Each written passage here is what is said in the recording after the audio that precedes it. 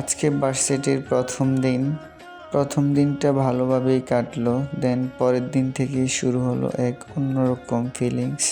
আমাদের 2 ব্যাচের উপরে এক সিনিয়র আপু সবসময় আমাকে ফলো করে, সবসময় আমাকে ডাক দেয়, চকলেট দেয়, খোঁজ খবর নেয়। মানে বুঝলাম না, এভাবেই চলতে থাকে অনেক দিন। তারপর এক পর্যায়ে উনি আমাকে ফ্রেন্ডশিপের প্রস্তাব দেয়। ফার্স্ট আমি রাজি হই নাই, কারণ আমাদের মধ্যে ক্লাসে যেমন ডিস্টেন্স তেমনই বয়সের মধ্যেও ডিস্টেন্স।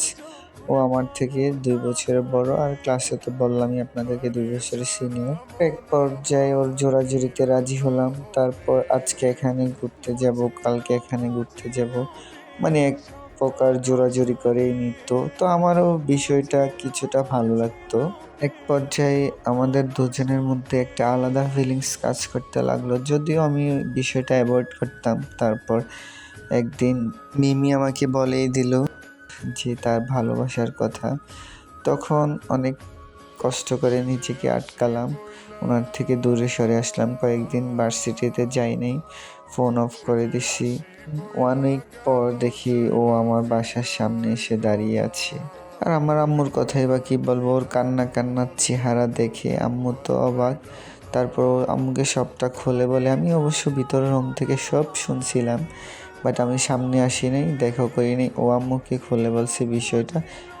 আম্মুর কথা কি বলবো ভাই, আম্মু প্রথম কথাই মানে ওর বিশ্বাস করে ফেলছে। দেন কি আর করার, বললো ওর ফ্যামিলিকে আসার জন্য। আমার বিষয়টা পুরোই উল্টা হয়ে যাচ্ছে কেন? এখানে আমরা তার বাসায় যাওয়ার কথা, সেখানে ওরাই চলে আসছে আমাদের বাসায়। দেন এক পর্যায়ে সবার কথাবার্তায় ফিক্সড হয়ে গেল বিয়ের কথা। কি আর করা, ফ্যামিলি যেহেতু রাজি, আমি আর না করি বা কি হবে? আমিও তো মনে মনে পছন্দ করি, যদিও প্রকাশ করি নাই। আমি সবসময় একটা ভয়ে থাকতাম, যেহেতু আমাদের বয়সের মধ্যে একটা ডিস্টেন্স, আমাদের ফ্যামিলি মানবে কি না, বা পাড়া প্রতিবেশী কি বলবে। যাক, যা কিছু হয় ভালোর জন্যই হয়। আমি তো মনে মনে অনেক খুশি, মনে মনে লাড্ডু ফুটতেছে।